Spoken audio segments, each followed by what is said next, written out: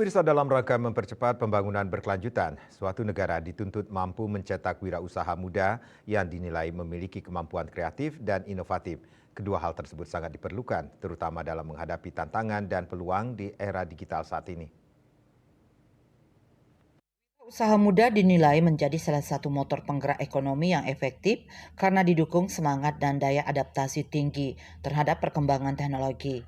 Di Indonesia, berbagai program telah digulirkan oleh pemerintah maupun sektor swasta untuk menumbuhkan minat generasi muda terhadap dunia usaha. Menurut sejumlah pakar ekonomi, kombinasi antara teknologi dan kewirausahaan menjadi kekuatan strategis dalam menciptakan lapangan kerja baru, menekan angka pengangguran, serta meningkatkan daya saing bangsa di kancah global. Pendidikan kewirausahaan harus dimulai sejak dini, bahkan sejak bangku sekolah, bukan hanya teori tetapi juga praktek yang nyata agar anak muda terbiasa berpikir solutif dan mandiri. Di sisi lain, tantangan seperti keterbatasan akses modal, literasi digital yang masih rendah di beberapa daerah, serta kurangnya pendampingan masih menjadi hambatan yang perlu segera diatasi.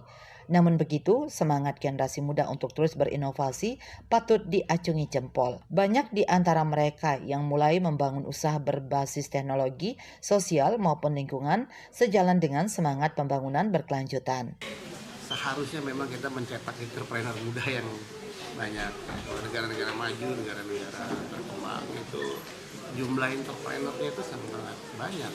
Saya belum tahu sekarang jumlah kita. Dulu kan kita mungkin hanya sekitar 3% atau 4%, tapi kalau negara-negara maju itu udah di atas 10%. Jadi untuk mempercepat dan untuk membuat stabilitas dan juga yang berkelanjutan, pembangunan yang berkelanjutan, dan juga sebetulnya entrepreneur ini kan mencetak istilahnya mencetak lapangan usaha sebetulnya. Ini sebenarnya memang harus diperbanyak terus untuk bisa merekrut dan bisa untuk menyebarluaskan kepada tingkat-tingkat yang memang termarginalkan secara ekonomi, apalagi dengan ada IT ini bisa termanfaatkan. Apalagi kalau generasi muda kan dia lebih kreatif, lebih inovasi, bisa masuk ke dalam sel-sel yang memang tidak bisa ditembus, dia kadang-kadang dia bisa menembus. Mumpung segala masih muda, jadi masih memiliki suatu orientasi atau memiliki ekspektasi yang lebih jelas terhadap kehidupannya. Saya yakin kedepannya mereka akan lebih sulit pertarungannya daripada generasi-generasi sebelumnya, karena menyangkut tentang masalah kemampuan, inovasi. Tapi jangan sampai terlambat kalau mereka menyia-nyiakan waktunya untuk hal-hal yang memang tidak bermanfaat.